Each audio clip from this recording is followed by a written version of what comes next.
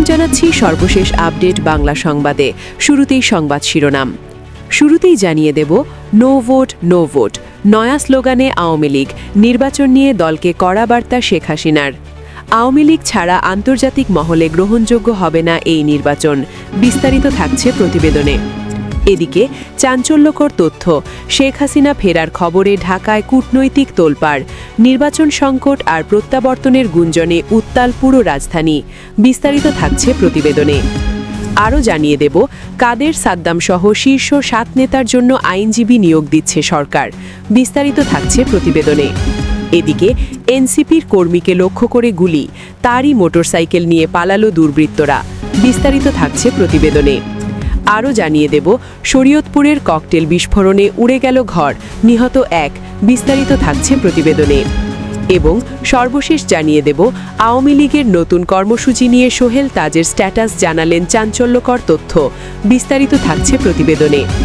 এতক্ষণ শুনছিলেন সংবাদ শিরোনাম, এবারে বিস্তারিত। আসন্ন জাতীয় সংসদ নির্বাচনে আওয়ামী লীগের ভোটাররা বুথে যাবেন না।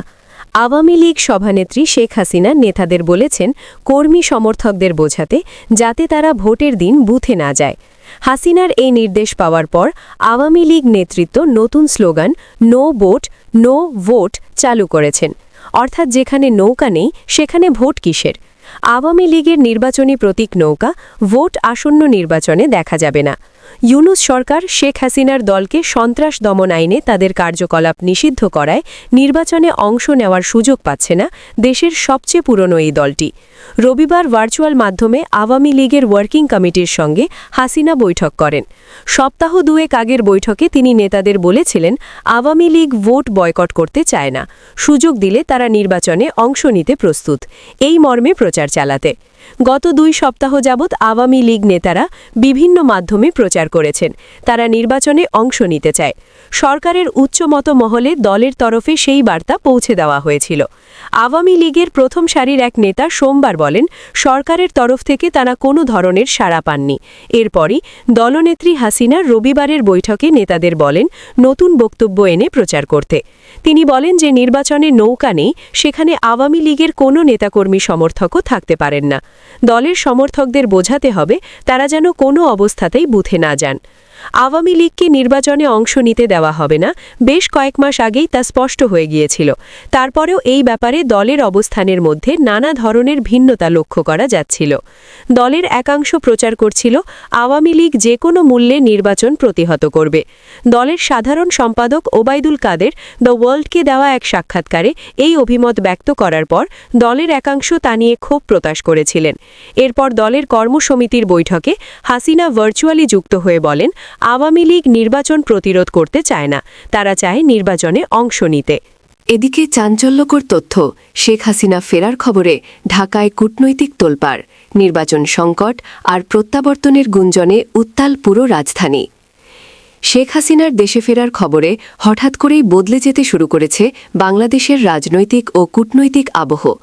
ঢাকায় চলমান নির্বাচনী সংকটের মধ্যে এই গুঞ্জন নতুন করে আলোড়ন তুলছে দেশি বিদেশি মহলে। কারণ শেখ হাসিনা শুধু একটি রাজনৈতিক দলের নেত্রী নন, তিনি বিগত 1.5 দশকের রাষ্ট্রক্ষমতার প্রতীক, আঞ্চলিক ভূ রাজনীতির একটি গুরুত্বপূর্ণ ফ্যাক্টর এবং আন্তর্জাতিক শক্তিগুলোর কাছে পরিচিত একটি মুখ, যার ফলে প্রত্যাবর্তনের সম্ভাবনা মানেই শুধু আভ্যন্তরীণ রাজনীতি নয়, বরং কূটনৈতিক হিসাব নিকাশের বড় ধরনের পুনর্বিন্যাস। বর্তমান বাস্তবতায় অন্তর্বর্তী সরকারের অধীনে ঘোষিত নির্বাচনের তফসিল নিয়ে যেমন দেশের ভেতরে আস্থা সংকট তৈরি হয়েছে, তেমনি বিদেশি অংশীদারদের মধ্যেও দেখা দিয়েছে গভীর অনিশ্চয়তা। নির্বাচনকে ঘিরে অন্তর্ভুক্তিমূলক লেভেল প্লেইং ফিল্ড, আইনশৃঙ্খলা পরিস্থিতি এবং ভোটার উপস্থিতি নিয়ে প্রশ্ন উঠছে বারবার। এই প্রেক্ষাপটে শেখ হাসিনার সম্ভাব্য ফেরাকে কেউ দেখছেন একটি রাজনৈতিক সমাধানের ইঙ্গিত হিসেবে, আবার কেউ বলছেন এটি সংকটকে আরও ঘনীভূত করতে পারে, কারণ তার অনুপস্থিতিতেই যে রাজনৈতিক শূন্যতা তৈরি হয়েছে সেটি পূরণ করতে গিয়ে রাষ্ট্রযন্ত্র এখন নানা দিক থেকে চাপে পড়ছে। দিল্লি থেকে ওয়াশিংটন, ব্রাসেলস থেকে বেইজিং, সবখানেই বাংলাদেশের ভবিষ্যৎ রাজনৈতিক বন্দোবস্ত নিয়ে আলোচনা চলছে।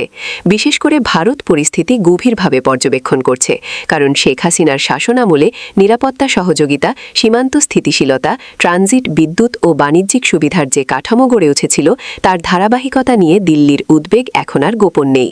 একইভাবে ইউরোপীয় ইউনিয়ন ও ও জাতিসংঘের অবস্থানও কঠোর থেকে সতর্ক পর্যায়ে পৌঁছেছে। আরও জানিয়ে দেব, কাদের সাদ্দাম সহ শীর্ষ 7 নেতার জন্য আইনজীবী নিয়োগ দিচ্ছে সরকার। মানবতাবিরোধী অপরাধের মামলায় কার্যক্রম নিষিদ্ধ হওয়া আওয়ামী লীগের সাধারণ সম্পাদক ওবায়দুল কাদের ও নিষিদ্ধ ছাত্রলীগের সভাপতি সাদ্দাম হোসেন ও সাধারণ সম্পাদক ওয়ালি আসিফ ইনান সহ পলাতক 7 নেতার পক্ষে রাষ্ট্রনিযুক্ত আইনজীবী নিয়োগের আদেশ দিয়েছেন ট্রাইব্যুনাল। পাশাপাশি আগামী 18 জানুয়ারি মামলার অভিযোগ গঠনের শুনানি 3 ধার্য করা হয়েছে। বৃহস্পতিবার 8 জানুয়ারি দুপুরে আন্তর্জাতিক অপরাধ ট্রাইব্যুনাল 2 এর সদস্য অবসরপ্রাপ্ত জেলা ও দায়রা জজ মোহাম্মদ মঞ্জুরুল বাসিদের নেতৃত্বাধীন 2 সদস্যের বিচারিক প্যানেল এই আদেশ দেন। ট্রাইব্যুনালের অন্য সদস্য হলেন জেলা ও দায়রা জজ নূর মোহাম্মদ শাহরিয়ার কবির। ওবায়দুল কাদের, সাদ্দাম হোসেন ও ওয়ালি আসিফ ইনান, এছাড়াও আওয়ামী লীগের যুগ্ম সাধারণ সম্পাদক আফম বাহাউদ্দিন নাসিম, সাবেক তথ্য ও সম্প্রচার প্রতিমন্ত্রী মোহাম্মদ আলী আরাফাত, যুবলীগের সভাপতি শেখ ফজলে শামস পরশ, সাধারণ সম্পাদক মাইনুল হোসেন খান নিখিলের জন্য সরকার আইনজীবী নিয়োগ দিচ্ছেন। আজ অভিযুক্ত এই 7 আসামির আত্মসমর্পণে 3 ধার্য ছিল। নির্দিষ্ট সময়ে আদালত আরও জানিয়ে দেব, শরীয়তপুরের ককটেল বিস্ফোরণে উড়ে গেল ঘর, নিহত 1। শরীয়তপুরের জাজিরায় ককটেল বিস্ফোরণে বসতঘর উড়ে গিয়ে সোহান বেপারী নামে একজন নিহত হয়েছেন। এই ঘটনায় আরও 3 জন গুরুতর আহত হওয়ার খবর পাওয়া গেছে। বৃহস্পতিবার 8 জানুয়ারি ভোর 4টের দিকে উপজেলার বিলাসপুর ইউনিয়নের মুলাই বেপারী কান্দি গ্রামে এ ঘটনা ঘটে। নিহত সোহান একই এলাকার দেলোয়ার বেপারীর ছেলে। আহতের চিকিৎসার জন্য পারিবারিকভাবে ঢাকায় পাঠানো হয়েছে। তাদের মধ্যে নবীন সর্দার 28 নামের একজনের পরিচয় পাওয়া গেল, অপর 2 জনের পরিচয় এখনও নিশ্চিত হওয়া যায়নি। পুলিশ ও স্থানীয় সূত্রে জানা গেছে, ভোর 4টের দিকে বিকট শব্দে ঘুম ভাঙে এলাকাবাসীর। ঘটনাস্থলে গিয়ে তারা দেখতে পায় সাগর বেপারীর একটি ঘর ককটেল বিস্ফোরণে ছিন্নভিন্ন হয়ে গেছে। ঘরের চাল ও বেড়া উড়ে গিয়ে আশপাশে পড়ে থাকতে দেখা যায়। এছাড়া একটু দূরে পাশের রসুন খেতে সোহান বেপারীর ক্ষতবিক্ষত লাশ পাওয়া যায়। পুলিশ লাশ উদ্ধার করে সুরতাহার। এদিকে এনসিপির কর্মীকে লক্ষ্য করে গুলি, তারই মোটরসাইকেল নিয়ে পালালো দুর্বৃত্তরা। গাজীপুরে এনসিপির এক কর্মীকে লক্ষ্য করে গুলি করেছে দুর্বৃত্তরা। অল্পের জন্য তিনি রক্ষা পেয়েছেন, তবে তার মোটরসাইকেল নিয়ে তারা পালিয়ে গেছে। আজ বৃহস্পতিবার দুপুর 12:30টার দিকে নগরের যোগিততলা এলাকায় এ ঘটনা ঘটে। এনসিপির ওই কর্মীর নাম হাবিব চৌধুরী, 25। তিনি গাজীপুর নগরের বাসন থানার মুগরখাল 71 গলি এলাকায় থাকেন। তার গ্রামের বাড়ি নারায়ণগঞ্জের সোনারগাঁ উপজেলার ব্রাহ্মণ বাউগা গ্রামে। পুলিশ ও প্রত্যক্ষদর্শী সূত্রে জানা যায়, হাবিব